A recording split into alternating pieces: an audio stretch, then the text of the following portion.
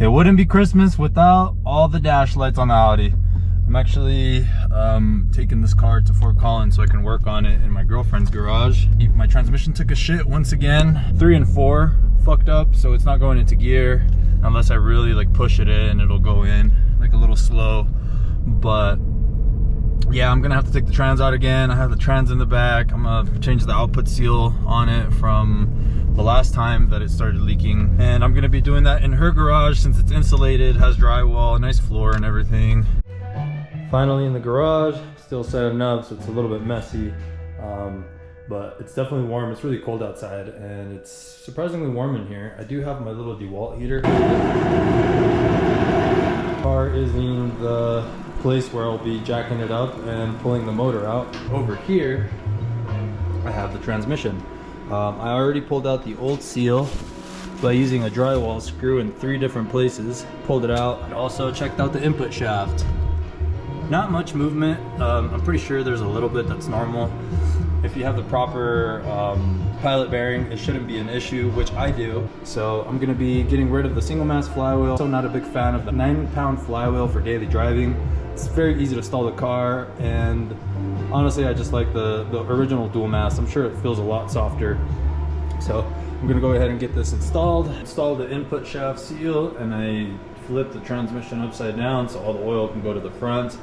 And hopefully this way I'll be able to tell if it's gonna be leaking or not. I'm gonna leave it like this for a while, see if any oil gets by. Okay, so I have the car up on jack stands. Next, I'm gonna be removing my front end.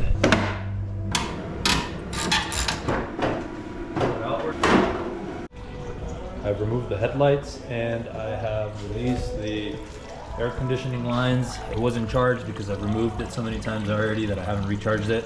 I like to put a little bit of aluminum foil or tape to prevent any debris from getting inside the lines.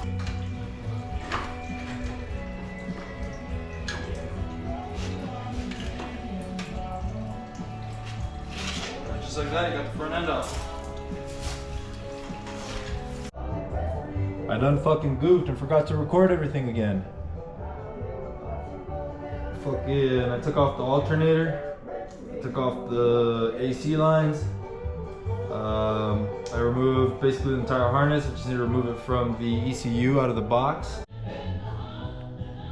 I picked up a flywheel for the setup since I'm gonna be getting rid of that piece of shit SPEC flywheel. I got this one from one of my friends. I'm gonna treat it a little bit by cleaning it up. I kind of already cleaned it up a good amount.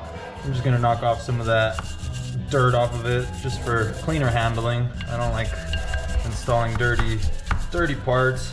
What I'm gonna be doing is it's in pretty good condition. It doesn't have any big grooves or anything. So I'm just gonna be cleaning it up, and then after that I'm gonna be hitting it with 220 grit sandpaper. Well, there it is. I hit it with 220 grit sandpaper all around, both on the surface and on the step. I just did a light sand. In reality, when you're sanding with your hand, you're not really milling anything off. I mean, it's really hard to, it's pretty hard metal. At least that's what I'm thinking. As you guys can see, like if I was really milling that much off, I'd be able to take off all the hot spots. But they're not severe, and I'm not worried about it. I just want to get the car running and driving, so I think this will do. I hit it with some brake cleaner. And this is the old pilot bearing. I'm gonna be installing a new one. I'm gonna go ahead and push that in. Put this above, perfectly centered. I'm gonna grab my mallet as a soft side and a hard side.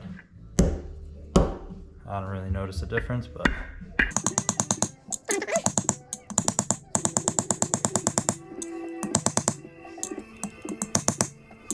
The moment has come to take out the 2.7 out of the Audi. Hopefully I have enough room here. I might have to open the garage door, but thankfully this thing is short enough to where even at full lift, I'll be able to just open the garage door and pull it out. So maybe close that. Hopefully it goes smoothly. Hopefully I don't break anything. I have no time to order parts, so we'll see how that goes. May not seem like it, but it's coming out. This part always makes me so shaky because I'm so scared of breaking stuff. And I'm just being very cautious not to hit my downpipes on the subframe. Ready to fucking yank the shit out of here. Hopefully everything goes smoothly. It's coming out, fellas. It's always a good idea to set one of these in between the lift, and then that gives you some time to go put the oil catch can wherever you see it dripping. Got the motor out, it's all on the floor now. I also found, this is the second time this happens. Wastegates aren't supposed to be that loose. This is the second time this happens. Last motor pull, I retightened them thinking it was my fault. As you can see, I've adjusted them quite a bit, so I'm gonna have to adjust it some more. That side is not loose, but it is adjusted a little more. It's almost out of room. I don't know if maybe that one's already broken in or something, but this one has a little more space than that one, so I'm just gonna adjust them and call it, because I don't have money for this. I'm just trying to get the car running and driving, so get everything dialed in, and then I'll worry about that another time. Well, I got the transmission removed, put it over there, and once again, the pilot bearing came out of the flywheel. Fuck SPEC.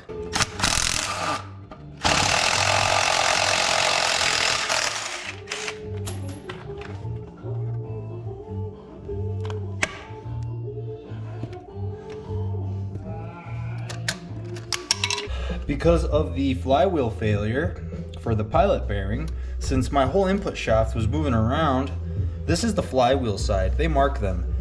The outer diameter of the sprung hub was rubbing on the flywheel.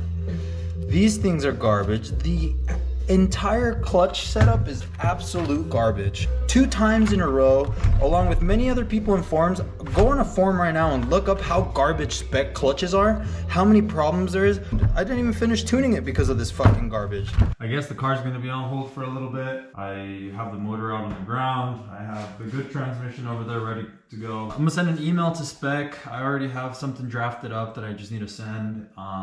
I have pictures to support everything. Hopefully I can get some sort of refund, or at least a new flywheel and clutch setup so I can sell it and try to get some money back out of it. It's just kind of frustrating that this had to happen, and that it's been sitting me back since I did my stage 3 and manual swap, because if I would have just gone with the OEM dual mass, at least with an RS4 B5 clutch, I think I would have still been driving the car. As for the turbos, I did email. What he told me was that it is the turbo wastegate flapper arm. So what's happening there is with rolling anti-lag, it ends up twisting that arm a little bit. So the leg for the flapper begins to bend a little bit and twist. So that way, that's why I'm compensating, and it's not the actual actuators, but the flapper. So he said that I can take them off and re-weld them at 90 degrees, or I'm thinking I'm just gonna adjust them. They still have some room for adjustment. I put the downpipes on them to make sure that they wouldn't bind, and they don't. So I'm gonna go ahead and just readjust them and not do any more launch control, rolling anti-lag, no lift shift, or any of that stuff that can possibly bend it again. Kind of sucks. I guess only Borg Warner and TTEs are the 2 companies and turbos that can handle the abuse a little bit better than most turbos can. All Chinese brands like SRM, Mamba Turbos, SEP, all those Chinese brands, I guess they all have the same issues. I'm just gonna order a new clutch and move forward with the wastegates that I have. I wanna get the car running, I wanna get it dialed in. I'm sure this motor is gonna be coming out again.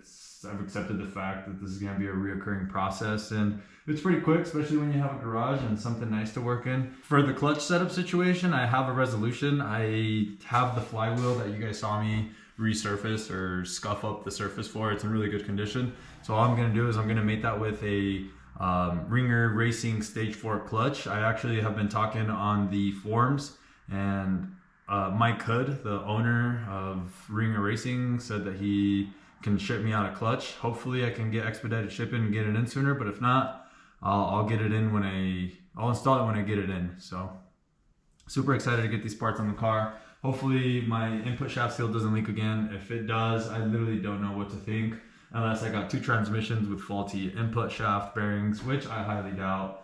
Both of them were owned by friends and proven to be good, trustworthy, good transmissions, and this still happened. Hopefully I can get the car dialed in and driving. I have not gotten to experience the full stage 3 life, and I literally have only drove it less than 1,000 miles each time I've gotten the car running, because that input shaft seal starts leaking, or I get chatter. It's not a good experience. I'm super excited to try out the Ringer Racing. I've heard nothing but good things about it. So stay tuned, and hopefully we get this thing up and running here soon.